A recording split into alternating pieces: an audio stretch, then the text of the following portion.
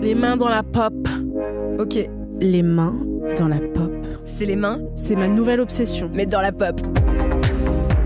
Bonjour et bienvenue dans Les mains dans la pop. Ici Mao et en face il y a Audrey. On va vous parler actu, tendance, décryptage de la pop culture, mais aussi gloire et déboire des célébrités qu'on aime et qu'on déteste en secret.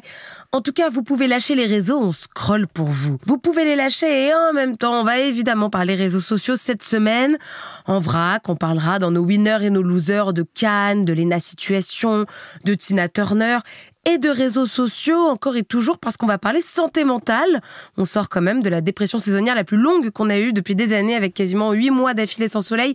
Mais surtout, un chiffre vient de tomber, les plus jeunes seraient particulièrement affectés par des problèmes de santé mentale car plus exposés, plus connectés aux réseaux sociaux. On vous débriefera tout ça tout à l'heure entre témoignages et en même temps conseils de cops. Mais d'abord, on passe aux gagnants et aux perdants de la semaine.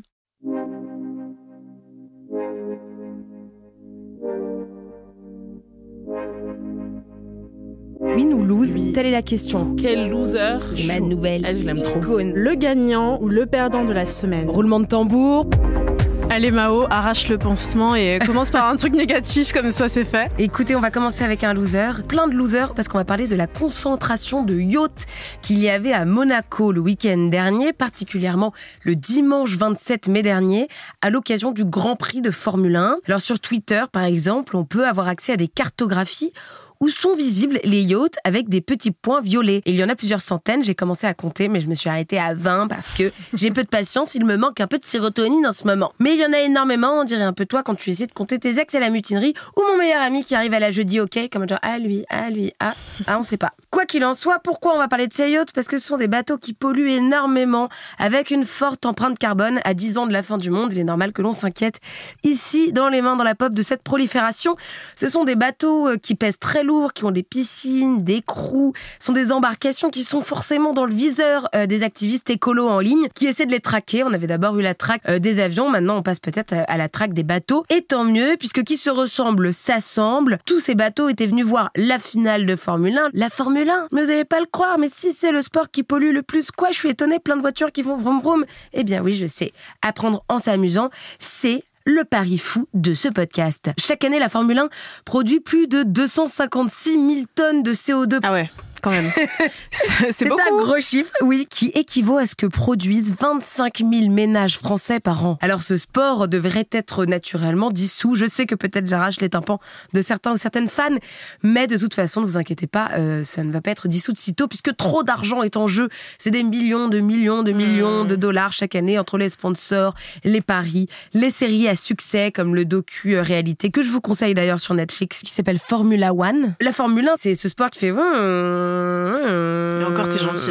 Et c'est tout, voilà. Non, c'est pour ça que moi je trouve ça un peu chiant, mais c'est accompagné d'un spectacle démesuré qui explique cette pollution, parce que du coup il y a des énormes équipes qui doivent se trimballer de pays en pays avec des crews. T'as énormément de caméras, énormément de champagne, énormément de meufs à seins nus qui ne font pas de sport mais qui sont seins nus avec du champagne. Bref, il y a une proposition qui a été faite pour que les choses aillent mieux. Après la Formule 1, la Formule E. Ok.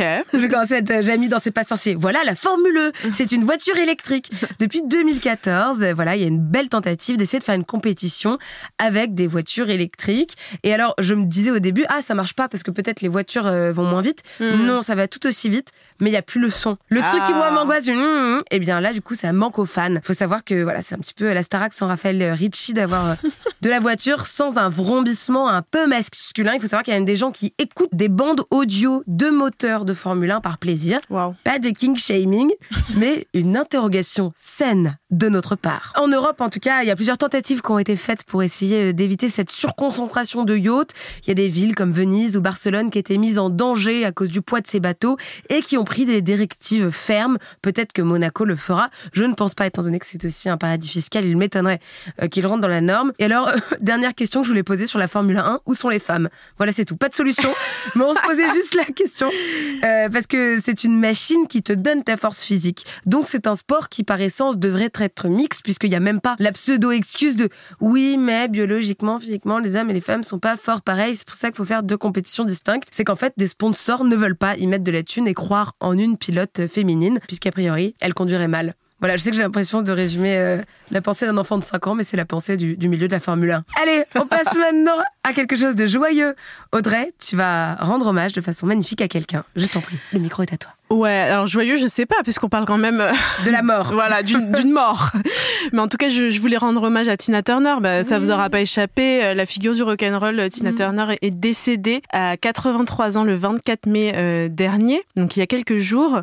Voilà, elle est connue depuis les années 50, notamment grâce à ses titres What's Love Got to Do With It, The Best ou alors Proud Mary, pour n'en citer que quelques-uns. Elle a été vraiment longtemps considérée comme la première rockstar noire mondialement connue. Elle avait vraiment une présence scénique inégalée, un look incroyable, des cheveux incroyables aussi. Enfin, je sais que ça a beaucoup fait parler. Et elle avait remporté 8 Grammys, donc c'est quand même le Graal de la musique aux États-Unis. Et puis, elle était aussi connue pour sa résilience, qui a été un petit peu forcée, puisqu'elle a vécu des violences conjugales avec son ex-mari Ike Turner. Et voilà, donc elle a pas seulement fui ce mari violent, qui était aussi d'ailleurs son partenaire créatif, avec lequel elle est restée 16 ans. Il y en a aussi qui pensent qu'elle a complètement redéfini ce que c'est d'être une femme noire dans la musique. En gros, elle a un peu marché pour que Beyoncé puisse courir par derrière. D'ailleurs, Beyoncé ne cache pas toute l'influence que Tina Turner a pu avoir sur sa carrière, sur sa musique. Tina Turner, elle s'était même essayée au cinéma avec un rôle remarqué dans Mad Max, Au-delà du dôme du tonnerre en 85.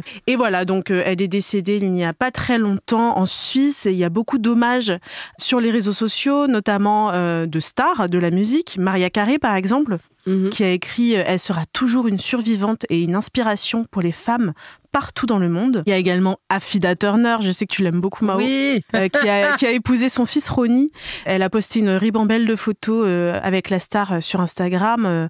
Et pour légende, je parlais de toi il y a à peine 5 minutes en arrivant à Nice. Repose en paix, belle maman. De beaux hommages. Et puis entre 2 concerts, Beyoncé, dont je parlais tout à l'heure, lui a aussi rendu hommage.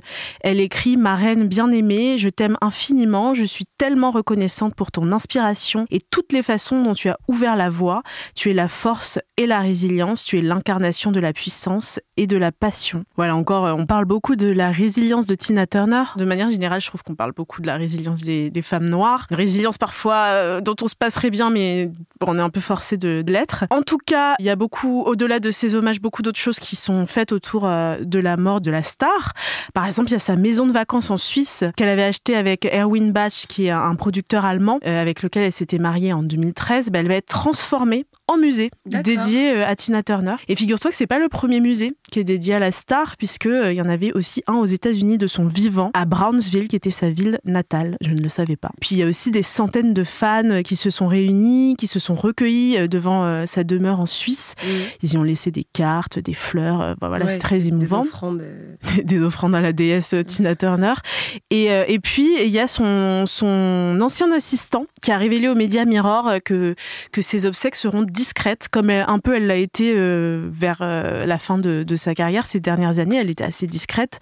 Elle est un peu retombée dans un anonymat voulu. Et donc, il révèle que voilà, Tina Turner ne voulait pas d'une grande cérémonie pour ses obsèques, que ce sera très intimiste, et puis qu'elle voulait aussi être incinérée. Donc, ce sera loin des caméras, tout ça. En tout cas, je vous invite à réécouter toutes ces chansons, à vous intéresser aussi à son histoire personnelle, à son succès, à son parcours, pour lui rendre hommage. Voilà, merci Tina Turner. Ah ouais, je vais tellement l'écouter là sur le chemin du retour. Mais oui, ça fait du bien ces chansons, c'est vraiment empouvoirant, je trouve. Il y en a qui fuient la lumière, il y en a qui restent dans la lumière, mais parfois, malgré elle, on va parler de Léna Situation, cette influenceuse positive, chouette, que je trouve quand même être une figure très positive pour les jeunes, était évidemment à Cannes.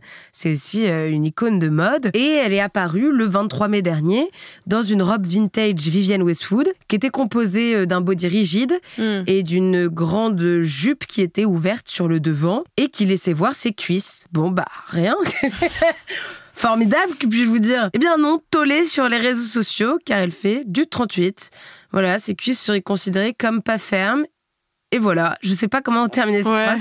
Donc ça va pas. Bref, la meuf était juste sublime, mais on est en train de la faire yesh en lui disant que ça va pas. Bon, en tout cas, ce que j'admire chez elle, c'est qu'elle persiste et signe, puisque 2 jours après, elle apparaît de nouveau sur un tapis rouge le 25 mai, dans une robe iconique Dolce & Gabbana, qui est verte avec un petit peu un imprimé plante et avec un décolleté plongeant. Et c'était la robe portée par Gillo il y a à peu près 20 ans, qui a été à l'origine de la création de Google Images. En gros, quand Gillo est arrivé sur le tapis rouge, comme le décolleté va jusqu'au nombril, eh bien ça a affriolé tous les hommes de la Terre entière, principalement, qui se sont précipités sur Internet pour demander des images. Et c'est devant cette demande accrue que Google a dit « Ok, on va créer Google Images ». Et étant donné que Lena Situation doit toute sa carrière à Internet, elle s'est dit que c'était un bon clin d'œil. Et moi, ce que j'ai aimé, c'est que la robe est faite sur le même principe. On a un body en haut et une grande jupe qui va jusqu'au sol, ouverte aux cuisses. Donc j'étais en mode « Ah, très bien, merci, bravo de ne pas te laisser faire ». Je trouve qu'en plus, c'est une femme assez courageuse. Elle est visible, donc harcelée. La logique de cause à effet s'arrête là. Elle ne peut jamais avoir raison, tu vois. Elle interviewe un homme en le regardant dans les yeux, elle le draguerait. Et la toile en mode genre « Oh my god, elle est trop fâchée contre son cum ». Non, elle interviewe quelqu'un en le regardant dans les yeux. Et puis elle a répondu avec une photo rigolote où elle a mis un masque pour dormir la nuit en disant « C'est bon, là, je peux aller interviewer ?» Ouais, en mode je me cache les yeux, quoi. Faut que je ferme les yeux, quoi, pour pouvoir interviewer des mecs. Mais oui, exister, ça ne va pas. Elle va parler lors d'un dîner à Georgina Rodriguez. Eh bien, tout le monde commente en disant genre comment elle est grave lourde. Elle va parler à une meuf en plein dîner qui n'a pas envie de lui parler. Pas du tout. Les deux équipes étaient en conversation depuis longtemps pour que la femme de Cristiano Ronaldo soit interviewée dans le podcast de Lena. Lena respire. Elle volerait l'air de certains masculins. Ça ne peut jamais aller. Tu ne peux pas avoir raison quand tu es une femme sur Internet. Mais nous, aujourd'hui, on a envie de lui dire qu'en tout cas, elle a raison sur tous les tapis rouges du monde entier. Quelqu'un qui a tort, en revanche, c'est le loser d'Audrey. Vraiment un texte à trous. Ouais, je vais parler d'un bon loser là. Erdogan, qui a été réélu président de la Turquie et qui est une grosse menace pour plein de gens, mais notamment pour les LGBT. Et du coup, il a été réélu le 28 mai dernier, donc président de la Turquie après 2 décennies au pouvoir. Et il a remporté le second tour du scrutin avec plus de 52% des suffrages. Donc c'est parti pour 5 ans de plus. Youpi. Alors tous les chefs d'État ont vraiment fait youpi, se sont gargarisés de cette réélection. Il y a notamment Macron qui s'est précipité pour le féliciter. Oui. Il y a aussi Poutine qui a vraiment vu dans cette victoire une preuve apparemment évidente du soutien de la population à sa propre politique. Et il y a même le président des États-Unis, Joe Biden, qui a tweeté « J'ai hâte de continuer à travailler ensemble en tant qu'alliés au sein de l'OTAN sur des questions bilatérales et des défis mondiaux. » D'accord. C'est une chance en tout cas que les droits de l'homme soient tellement centraux dans les conversations diplomatiques. Tout le monde s'en réjouit. Alors pour rappel, Erdogan, il a initié des rapprochements avec l'Arabie Saoudite, les Émirats Arabes Unis, Israël. Enfin, il est terrible pour l'égalité homme-femme. Il a notamment voulu faire reculer le droit à l'avortement en Turquie. Il censure aussi beaucoup la liberté d'expression. Par exemple, il a fait adopter un projet de loi qui criminalise la diffusion d'infos dites trompeuses, je mets des gros guillemets. Donc il y a beaucoup aussi de restrictions, de sanctions pour les médias et les journalistes en Turquie. Enfin, j'en passe, voilà, c'est une catastrophique pour les relations internationales. Enfin, je vais pas vous refaire un topo de géopolitique et enfoncer des portes ouvertes, mais en tout cas, il y a pas mal de gens que cette victoire n'arrange pas et ne ravit pas, notamment, du coup, je le disais, les LGBT. Pendant sa campagne, en fait, le président, qui est ultra conservateur, il a multiplié les insultes, les attaques, les accusations. Apparemment, les LGBT veulent détruire les valeurs familiales. Enfin, c'est toujours un petit peu la même rengaine. Ouais. Exactement, le monde carrément.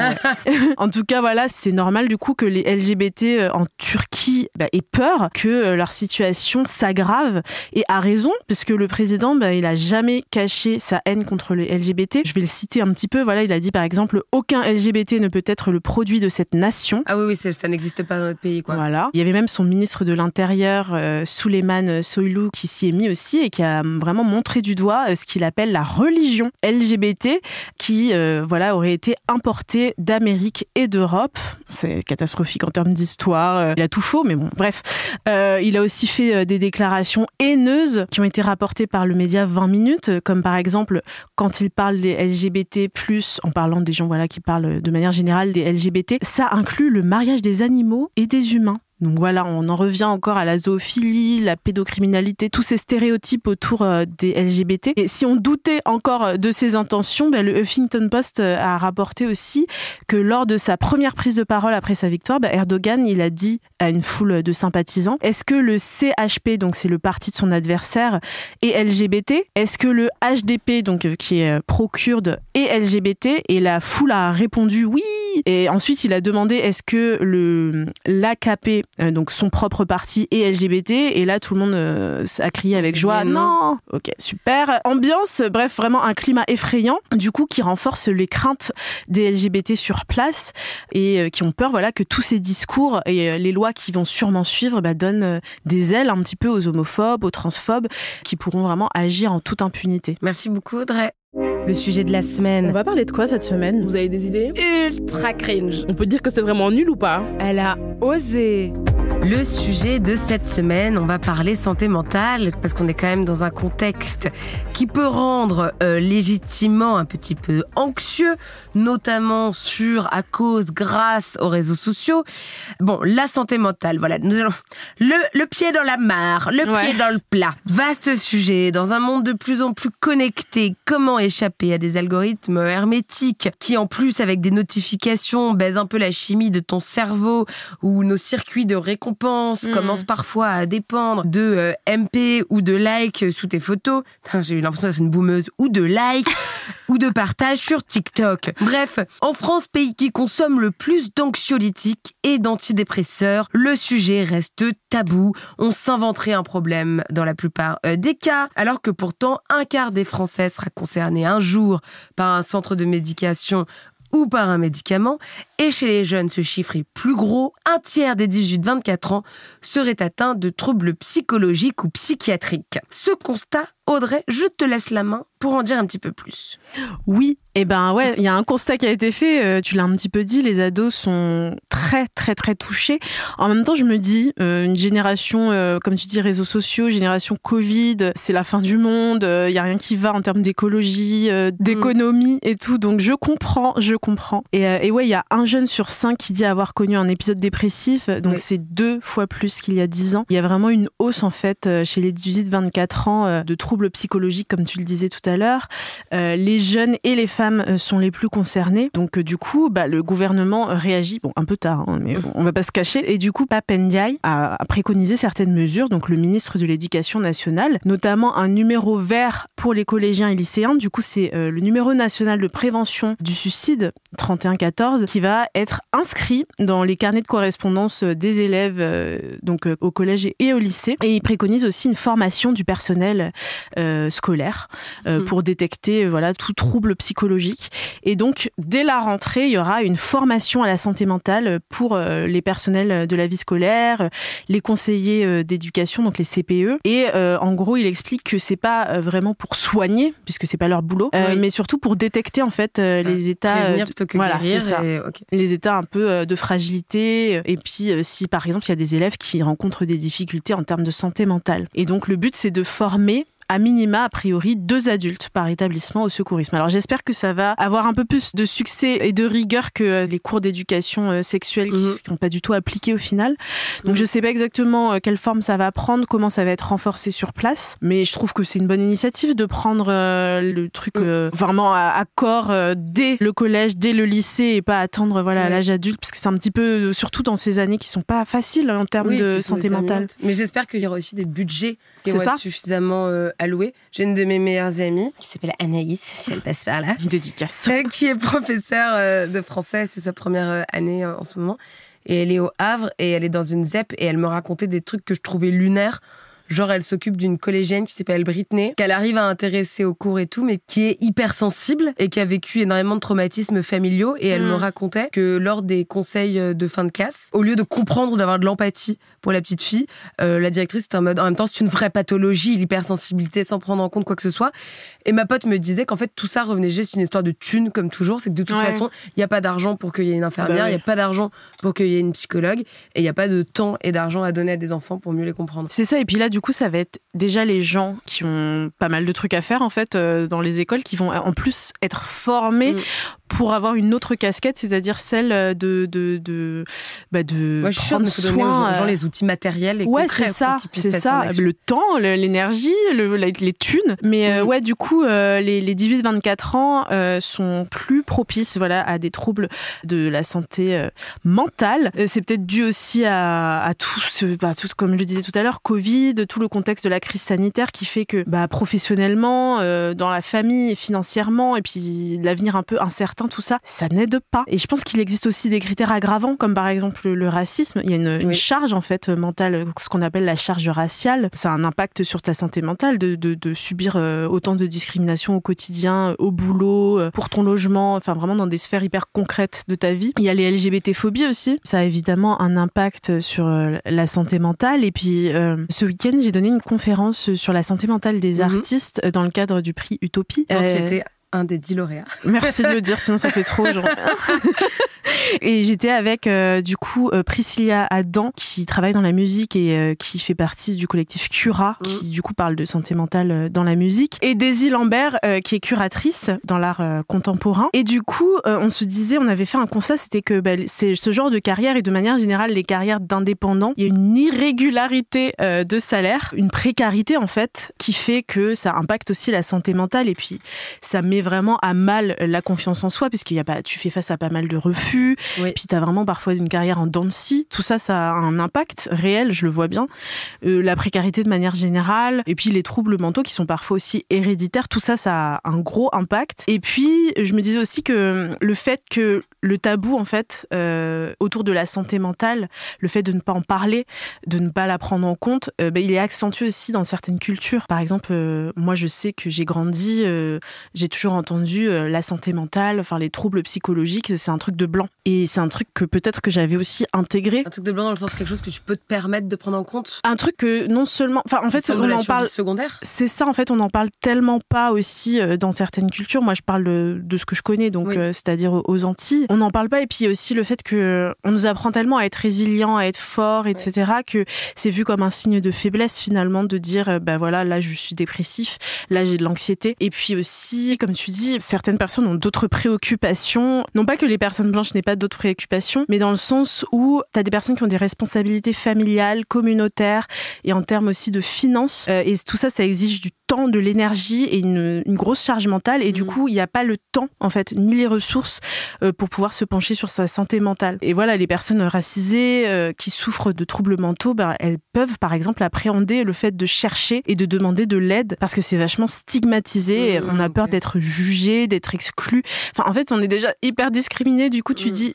Moi, personnellement, j'ai eu du mal aussi à dire, voilà, je suis dépressive. Je me dis, il y a déjà tellement de stéréotypes qui sont accolés à mon identité que je voulais pas en rajouter, et je voulais pas que ça passe, je sais pas moi, pour, par exemple, de la paresse tout simplement, ou des choses comme ça, tu vois. Et je pense qu'il y a tout ça qui rentre en compte, et finalement, c'est un cercle vicieux, parce que tout à l'heure, je parlais des obligations familiales, communautaires, en termes de finances, le fait aussi de devoir se surpasser, essayer de sortir de sa condition, toutes ces obligations là, je trouve que ça peut aussi évidemment aggraver au final ta santé mentale, ton anxiété, ta dépression, et en fait c'est un cercle vicieux. C'est-à-dire que c'est non seulement ce qui t'empêche de parler de ta santé mentale, et c'est aussi ce qui l'aggrave. Donc, donc voilà. C'est une tendance, je trouve, de l'être humain à pas croire ce qui est invisible, sauf quand il s'agit de Dieu. Ouais. Et carrément. Comme c'est une blessure qui se voit pas à l'œil nu, elle paraît moins concrète. Et donc c'est là où on va dire que tu t'inventes un problème. Parfois je trouve aussi qu'il y a un rapport générationnel à ça qui est très différent. Complètement. Je sais que mon grand-père, pour lui, c'est faux. Il n'y a pas besoin de psy, ou alors you're very weird. Ou faible. C'est marrant comme... Faible, ouais. Alors moi je trouve ça courageux de prendre justement en charge sa santé mentale. Complètement courageux de la prendre en compte, de demander de l'aide. Enfin, ça demande énormément de courage. Donc, pour moi, c'est tout sauf de la faiblesse. Et tu parlais tout à l'heure de la comparaison avec les souffrances ou les maux physiques. Et c'est vrai qu'on a beaucoup plus de facilité à aller chez un médecin généraliste. C'est plus simple. C'est ça. En plus, ça se soigne. Parfois, moi, je trouve... Enfin, moi, j'ai une dépression très forte quand j'étais au lycée. Et ça se soigne, je trouve, comme un plâtre au long terme. J'ai pris des médicaments, puis petit à petit, ça s'est refermé comme blessure. Ouais, carrément. Et puis aussi, la santé mentale a un impact sur le physique. Par exemple, ne pas prendre en compte son anxiété, sa fatigue mentale, son stress, sa dépression, tu vas avoir des maux physiques qui vont naître. Enfin, bien sûr, il faut aller chez le docteur de la tête. Complètement. Et tu sais que tu as eu des diagnostics tardifs en allant voir le docteur de la tête. C'est ça. On dirait qu'on fait une spéciale pour les 5-10 ans.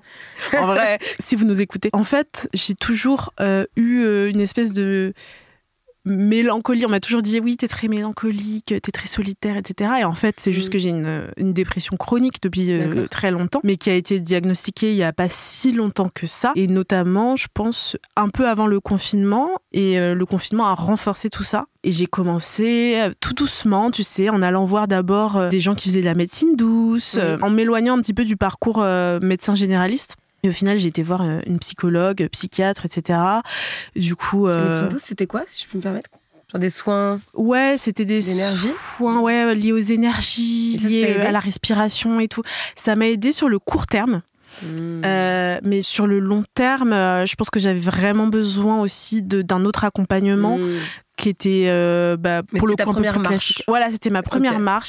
Je pense que ma première marche, c'était aussi le développement personnel, tu sais. Oui. Il y a quelques années, tu sais, les livres un peu genre prendre confiance en soi, etc. Oui. Et en vrai...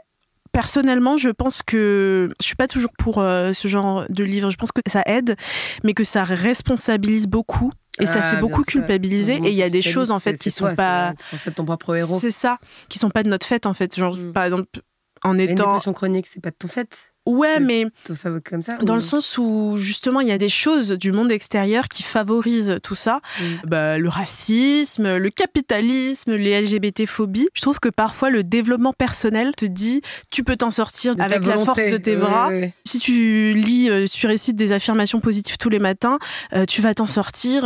Il y a pas de souci, c'est la bon. Manifestation, mais non, parfois il a besoin de médicaments et d'accompagnement. C'est ça, exactement. Et puis aussi, je prône beaucoup aussi l'accompagnement. La communauté, enfin il y a plein, on en parlera tout à l'heure, mais il y a plein d'outils.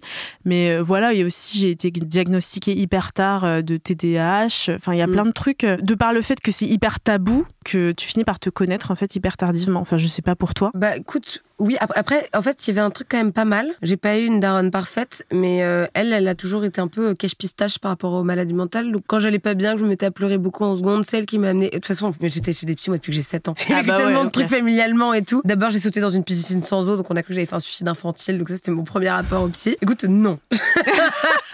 C'était un appel à l'aide et juste je suis un peu teubée, c'est tout, mais je ne voulais évidemment pas me suicider à 7 ans.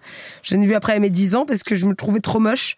Ça paraît trop bizarre à dire, mais ça me bousillait de croire que j'avais pas de valeur parce que j'étais laide. Ensuite, j'ai eu des troubles alimentaires comme plein de jeunes femmes. Et donc je suis en retour encore chez le psy. Et puis vraiment, oui, cette dépression, anxio-dépression masquée, quand j'étais en seconde, en fait, c'est toujours pareil, il faut trouver le bon ou la bonne psy. Ouais. J'en ai essayé plusieurs, comme plusieurs paires de chaussures. Et puis un jour, je trouve le psychiatre parfait, qui était rue de la Roquette. Je peux pas donner son nom, j'aimerais tellement que je m'en rappelle juste pas, mais j'étais suivie 2-3 ans par lui. Puis des médicaments, puis voilà. Et puis plus tard, parce que du coup, j'avoue, non, moi, j'ai pas eu de diagnostic, j'en ai eu un sur le moment, mais j'ai pas a priori de pathologie ou de maladie sur le long cours, même si je m'étais beaucoup posé la question puisque j'ai fait hospitaliser mon père de force il y a 3 ans pour une crise maniaque de bipolarité très très forte où il mettait en danger les autres et lui-même. Et il se trouve que son psy me dit faites-vous checker, c'est héréditaire jusqu'à 60%. Ouais. Quand tu regardes mon parcours de vie de manière rétroactive, j'avais l'impression de voir beaucoup d'indices. Je me disais peut-être que je fais du stand-up, qu'en fait ça masque cette maladie, puisque la bipolarité, en tout cas il y en a de plusieurs types, mais celle sur laquelle on s'interrogeait pour moi, qui était la cyclothymie, c'est un besoin de renouvellement d'émotions tous les jours, du stress, t'as une chimie dans ton cerveau. Et puis surtout, comme il s'était passé plein de trucs hyper graves, je suis allée voir un CMP, puisque de toute façon, j'étais au bord du suicide. Donc les CMP, ce sont des centres médico-psychologiques qu'il y a dans tous les arrondissements des grandes villes et certains villages. En tout cas, vous pouvez cartographier lequel est le plus près de vous. Il y a des cartes qui sont en ligne et vous pouvez les appeler de jour, de nuit. Alors, je peux parler de mon expérience, mais que le parcours habituel. Ah oui, c'est aussi si t'as pas de moyens. J'admets que si tu as des moyens, tu peux aller chez un clinicien ou un praticien, mais dans mon cas, j'avais pas d'argent. Ensuite, t'as un rendez-vous physique, tu redis ce qui t'arrive. Eux, en fait, ils ont une réunion en fin de semaine et ils parlent de tous les dossiers qu'ils ont reçus dans la semaine. Okay. Bon, là, il y a un arbitrage un peu cruel de qu'est-ce qui est le plus urgent, est-ce qu'il y a un diagnostic très rapide à donner, est-ce qu'il y a quelqu'un qu'il faut accompagner par des médicaments, est-ce qu'il y a quelqu'un qui est en train de se mettre en danger ou pas. Et ensuite, dans mon cas, pendant 8 mois, j'ai été suivie par une psychiatre et un psychologue. Et une psychologue, le psychiatre, c'était une fois par mois, la psychologue 1 fois par semaine. Voilà, déjà pour parler de ce qui m'arrivait à la psychologue et avec la psychiatre de cache-pistache, alors est-ce que t'es bipo ? Dans mon cas, non. J'en parle beaucoup dans mon spectacle. Et puis au bout d'un certain temps, j'ai dû partir du CMP puisque justement, il y avait des cas plus graves que moi dont il fallait s'occuper. Ce sont des infrastructures tellement importante dans le tissu de prise en charge de la santé mentale et tellement délaissée par les services publics. Il y a de moins en moins de places et de moins en moins de salaires qui y sont versés. Et je ne saurais que dire par mais allez-y si vous avez besoin. Il y a de l'aide qui existe là-bas, elle est gratuite. Et surtout, si l'État m'écoute, même si l'État m'écoute. Mais donnez des budgets, c'est pas possible. Dès qu'on voit des pays dans lesquels il n'y a pas de prise en charge de la santé mentale, ça donne des tissus sociaux mais dingues, comme New York. On parlait la semaine dernière d'un fait divers où un homme en prise à des maladies mentales hurlait dans le métro, du coup quelqu'un l'a tué. Enfin, c'est juste un truc qui n'arriverait pas si tu prends en charge les gens, ils ne sont pas juste dans la rue au milieu des autres. Alors, il y a en tout cas une tentative de l'État de prendre le truc en charge. Ils ont créé ce qui s'appelle Mon Parcours Psy, il y a un an, où ils promettaient de mettre 50 millions d'euros pour permettre à chacun et chacune d'avoir 8 séances de psy par an à hauteur de 40 euros pour la première séance, puis 30 euros. Je vous convie à aller écouter les enquêtes de Combini qui racontent à 1 an depuis le début de l'essai ce qu'il en est, et même si ça avait été annoncé en grande pompe par Olivier Véran, et j'avais vu d'ailleurs cette nouvelle avec beaucoup d'espoir, c'est pas encore tout à fait au point. Après, on est qu'à la première année, alors je veux bien laisser le bénéfice du doute, mais pour l'instant, en fait, il n'y a pas assez de psy pour le nombre des citoyens et de citoyennes, et donc il y a déjà que la moitié des psys que tu vas contacter qui peuvent te donner un rendez-vous qui peut être à 6 mois au long terme, tu vois, dans des moments... Moi, je sais que le moment où j'ai appelé le CMP, il fallait que je sois pris en charge maintenant, quoi. C'est de l'urgence. Oui, d'ailleurs, si vous êtes en urgence, vous pouvez aussi appeler les services psychiatriques de certains hôpitaux qui répondent 24 heures sur 24. Et notamment, c'est là que je découvre qu'à Lyon, il y a un psy pour 500 000 habitants. Wow. Ah, ça me fait marrer parce qu'on parle souvent du déficit de dermato ou d'opticien, mais je crois qu'il y a un vrai sujet sur les psychologues aussi. En jugé par les chiffres. C'est la spécialité qui est d'ailleurs aussi la moins demandée en médecine, bon, pour X ou Y raison. Mais il y a un besoin croissant de psychologues si vous vous sentez en début de vocation.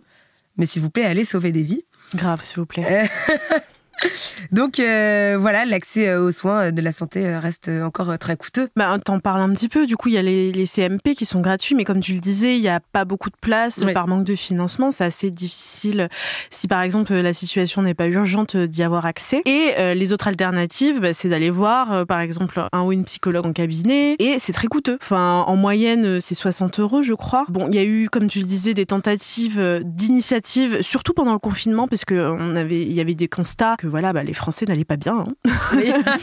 En 2021, il y a Macron qui a annoncé du coup le remboursement des consultations de psychologues sur prescription médicale, parce que voilà, il y avait une dégradation globale de la santé mentale des Français, surtout des jeunes, encore une fois. Par exemple, je crois que les consultations chez les psys, elles avaient fait un bond à l'époque de 27% entre octobre 2020 et mars 2021. Et voilà, il y avait ce forfait qui avait été mis en place, on a bien parlé. C'était prohibitif. C'est-à-dire, quand j'étais ado, moi, je me rappelle que c'était genre 90 € la séance. Enfin, si ma daronne n'avait pas été là, non, c'est trop. C'est beaucoup trop cher.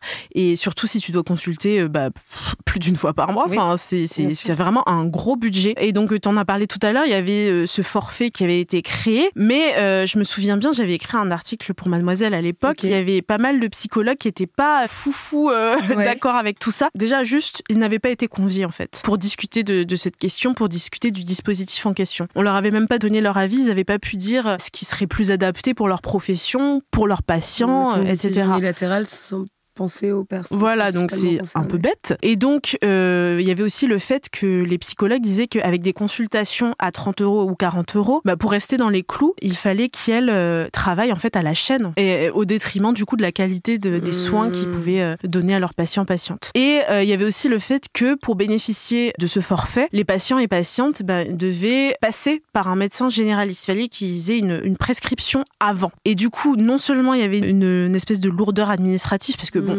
déjà, faire le pas d'aller chez le psy, c'est chiant, mais si en plus, il faut que tu ailles chez le médecin, avoir une prescription, ensuite, éventuellement, avoir accès au forfait, bon, ça met des bâtons dans les roues, clairement. Et puis, il y avait aussi le fait que les psys, en fait, ils avaient l'impression d'être peu considérés. En gros, on leur dit, vous n'êtes pas assez capable de définir ce qui est nécessaire pour votre patient-patiente. D'abord, votre patient-patiente va devoir aller voir un médecin généraliste et ensuite être redirigé vers vous. Du coup, il avait un petit peu de travers, quoi. Ça n'avait pas été hyper bien accueilli, et ouais, ça serait bien de voir les chiffres, de voir ce qu'il en est maintenant. Est-ce que vraiment il y a des gens qui en ont bénéficié? Est-ce que ça a été utile? Est-ce qu'il faut faire des réajustements? Enfin, j'en sais rien. En tout cas, il y a les petits outils dont tu as parlé tout à l'heure, le CMP. Moi, ce que je préconise toujours, c'est le repos. C'est-à-dire que prenez des arrêts maladie.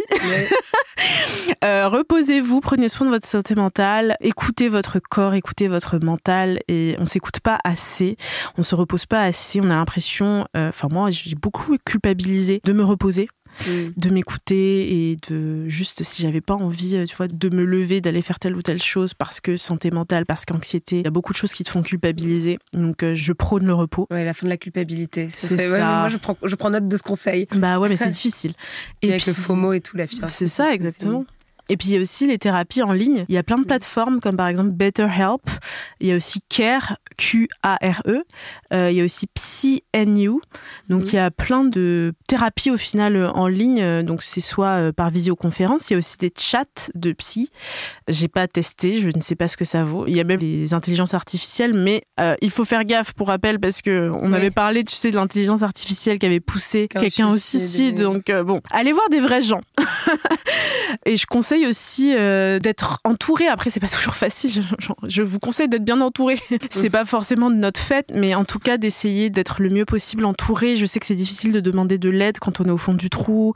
On a envie de voir personne, mais la communauté, c'est hyper important en termes de santé mentale parce que non seulement les gens peuvent vous écouter ou juste être présents. Moi, parfois, franchement, juste une présence à côté de moi, ça me suffit. Même on parle pas, juste tu es là, ça me suffit. Et on parlait tout à l'heure des réseaux sociaux et il y a des réglages qui peuvent être faits directement dans les applications pour éviter certaines news. Par exemple, on peut filtrer des mots clés qui peuvent nous trigger. Par exemple, si on n'a pas envie d'entendre parler de violences sexuelles parce que ça nous touche trop, ce que je peux comprendre, on peut par exemple sur Twitter aller dans les réglages et puis retirer ce mot clé, comme ça on verra pas en fait toutes les news qui ont trait à ça. On peut aussi se désabonner tout simplement des comptes qui nous font du mal ou qui nous plombent. Enfin, je sais que par exemple en termes d'image, de corporelle, avant je suivais pas mal de mannequins, de personnes comme ça et en fait ça me fuckait mon image, l'image de moi-même. Je me suis désabonnée, ça m'a fait beaucoup de bien. Et puis il y a aussi pour les réseaux sociaux, sur iPhone tu peux mettre une limite de temps pour ne pas passer trop de temps sur ces réseaux sociaux qui peuvent parfois être fatales pour notre santé mentale. Absolument. Du coup prenez soin de vous les amours, n'hésitez pas à vous faire du bien en prenant les devants et en réglant par exemple votre téléphone pour que ça vous donne moins d'anxiété sociale. On vous embrasse très fort. Vous êtes des rois et des reines.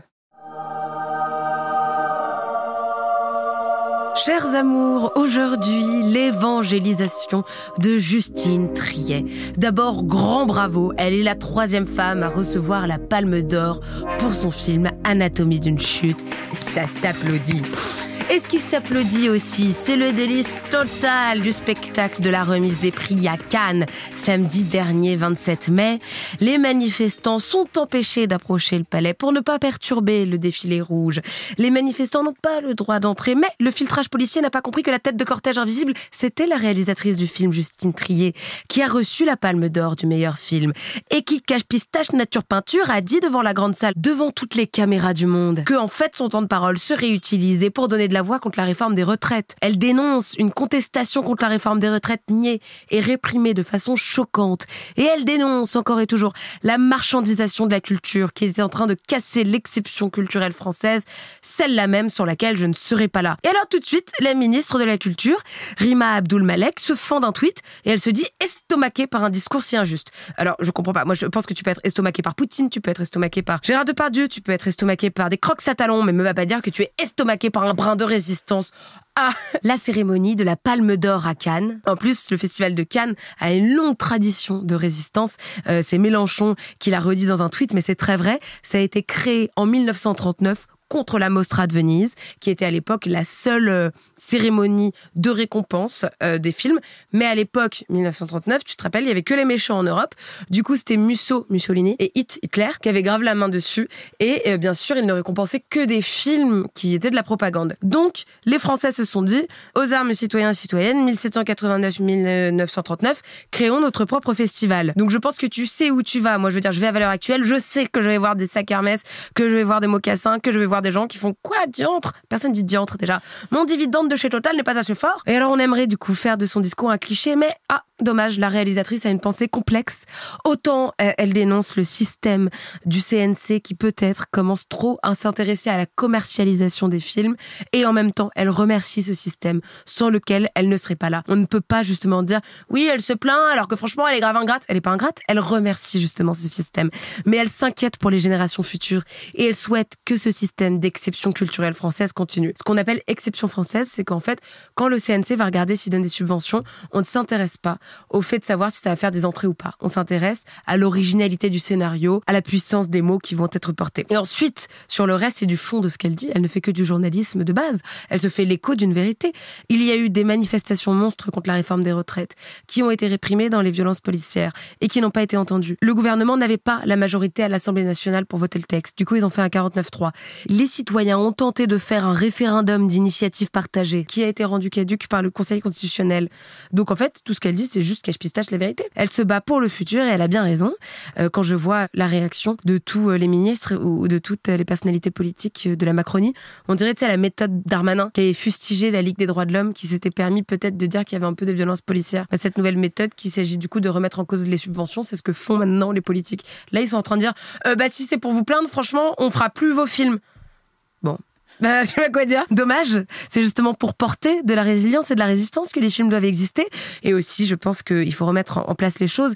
Ce système d'exception culturelle française n'a pas été inventé par ce gouvernement. C'est une mise en place qui, en plus, s'est érodée gouvernement après gouvernement. La culture est toujours mise au dernier plan. Et en plus, au mieux, le CNC représentera, c'est pas rien, mais 25% du budget final d'un film.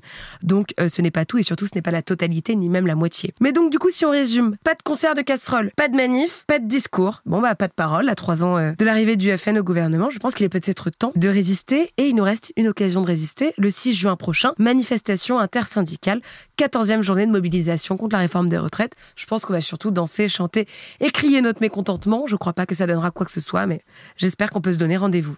Et en parlant de caméras, les caméras permettent justement de mettre des images sur des débats. Alors d'abord sur grand écran, mais aussi sur petits écrans. Et il n'y a pas de petit écran qui devrait être vu de façon classiste. La télé-réalité, elle aussi, peut se faire le vecteur de grands débats. Et c'est le cas avec la 3e saison des Kardashians qui débarque sur Amazon Prime et qui soulève des débats sur la gestation pour autrui.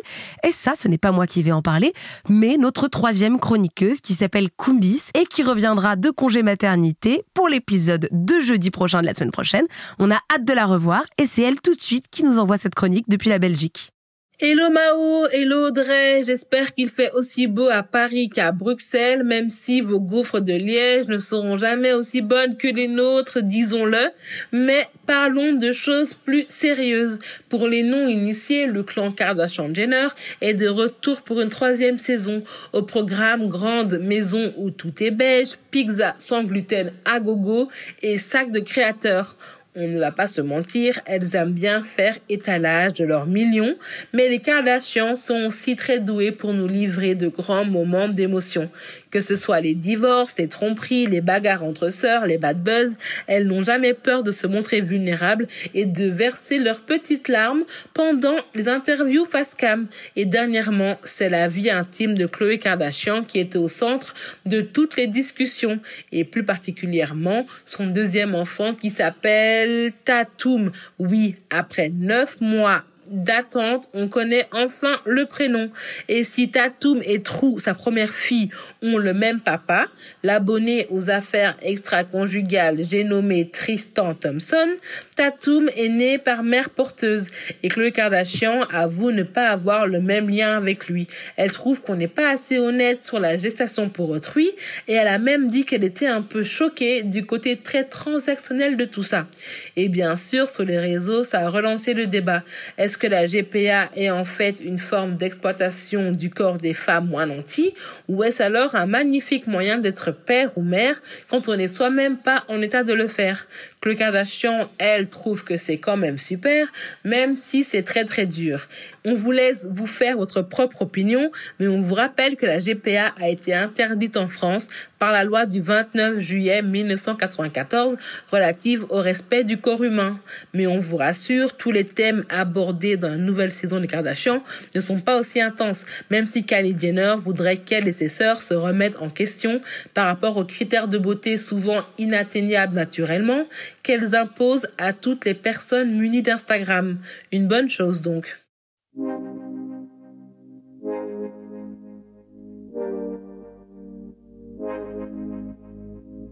C'est quoi ta reco? Whatever. Franchement, c'est vraiment hyper niche. Je l'ai vu sur Twitter. J'ai pas envie d'être méchante, Mais j'adore. C'est l'heure de la reco intello. Pour vous, j'ai épluché les programmations des musées, j'ai chiné les dernières sorties de bouquins et j'ai même passé en revue la liste des événements sur Facebook, c'est pour dire. Tout ça pour vous pondre une reco culturelle que même votre pote le plus arty ne connaît pas. Alors cette semaine, je vais vous parler du livre de Douce Dibondo, journaliste et poétesse afro-queer. Son livre s'appelle Métacure. C'est de la poésie sur le thème de la queerness et des identités noires. D'ailleurs, juste au passage, j'ai signé la couverture. La couverture qui est sublime, je me permets de dire, car je la vois. Voilà, donc Douce Dibondo, son premier ouvrage collectif s'appelait Fruits de la colère, embrasser nos débordements. Il avait été édité par Les Insolentes, il est toujours en librairie, sous la direction de Pauline Armange. Et il y avait aussi les poèmes de Kiemis, il y avait aussi Lucille Bélan, Daria Marx et Fatima Wassak. Et donc ce livre-là parlait de colère. Et Métacure, qui est sorti le 5 mai dernier aux éditions Blast, lui, comme je le disais, parle d'identité queer, d'identité noire, d'exil aussi, de communauté et de guérison. Je vais vous lire le petit résumé, en tout cas, qui est en 4e de couverture. La poésie de Douce Dibondo se présente comme un double tranchant. D'un côté, sa lame incisive s'attaque aux violences, dénonçant l'oppression et mettant en lumière l'importance et la puissance des expériences vécues par les personnes noires et queer. De l'autre côté, le dos de la lame crée un espace refuge où les processus de guérison deviennent urgents et les réparations prennent forme. Du coup, comme je le disais, elle parle du fait d'être queer, d'être noire, d'être exilée. Et je trouve avec beaucoup de douceur, mais aussi beaucoup de fracas. Donc c'est assez ambivalent. Et donc c'est un assemblage de poèmes qui ont été écrits au fil des années. C'est un petit peu les témoins de toutes les étapes de sa vie qu'elle a pu traverser. C'est très intime, mais je trouve aussi que chacune peut s'identifier. Et ça, je l'ai remarqué aussi pendant toutes les rencontres et les signatures qu'elle a pu faire en public, parce que il y avait vraiment tout un public varié. Donc je vois bien que même si elle parle vraiment d'un contexte particulier, donc d'exil du Congo, etc., il y a beaucoup de personnes qui s'y retrouvent. Et c'est une écriture qui tape vraiment là où on l'attend pas. Je trouve qu'elle prend aux tripes, elle retourne, mais elle apaise aussi et elle appelle à la guérison. Et elle a une façon d'écrire où ses mots sont hyper palpables. Je trouve qu'ils ont limite, tu vois, une odeur, une texture. Et moi, personnellement, ils me provoquent pas mal de scénarios dans ma tête quand je les lis. Et même d'un point de vue typographique, t'as les virgules et les majuscules, et puis même le placement des mots, la façon dont ils sont disposés, je trouve que c'est peu attendu. Du coup, je trouve ça très agréable à lire. Et comme je le disais tout à l'heure, il y a pas mal de contrastes, et c'est un contraste qui fait écho du coup à tous les pans de sa vie et qu'elle raconte avec beaucoup de vulnérabilité. Et je trouve que ce qui transparaît, c'est un désir brûlant de vivre, de faire révolution, à la fois, je trouve, en soi, pour soi, mais aussi avec les autres, en communauté et pour les autres.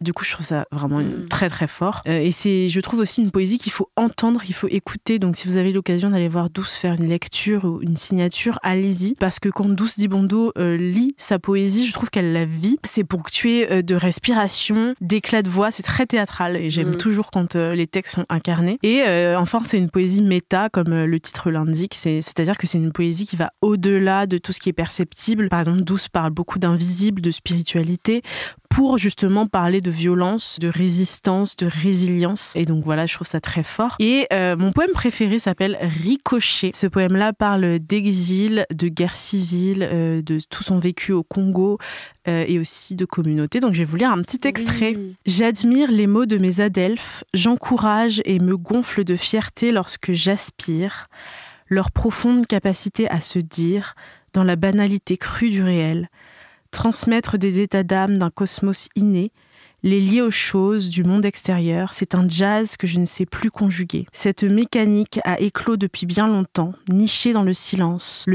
rouge des survivants et survivantes. Parler, crier, se raconter, être émotionnel, c'est déjà tirer la sonnette des mitraillettes. C'est d'ores et déjà pressentir la mort, celle rampante au creux des rayons d'un jour sans fin, où l'exil gris s'entrelace à l'urgence de fuir. Les cloches au loin rugissent en canon, des mélodies au goût métallique d'escadron, la mort ne tenant qu'à une prière face au canon des cloches ou des armes, je ne sais plus. J'ai 4 ans, j'encaisse le choc en 1000, cette guerre est une litanie incivile. Elle abrite l'horreur et l'absurde, les rues sont éventrées de corps bleus et pourpres, l'aurore est si douce, l'air si violet. Des points de suspension, d'une langue, d'un dialecte, d'une ruse, manier les mots, ce qu'il faut, draper d'une nouvelle identité, celle des majoritaires ou se taire. Juste se taire, toujours se taire. Les mots sont des ethnies déguisées. S'ils fourchent et butent sur un accent ou une hésitation, c'est le glas. Pourtant, maman a réussi. Elle a menti pour deux. Ces mots ont chanté la survie. Elle n'a pas failli, je l'en remercie. Mon inconscient lui a trébuché profond.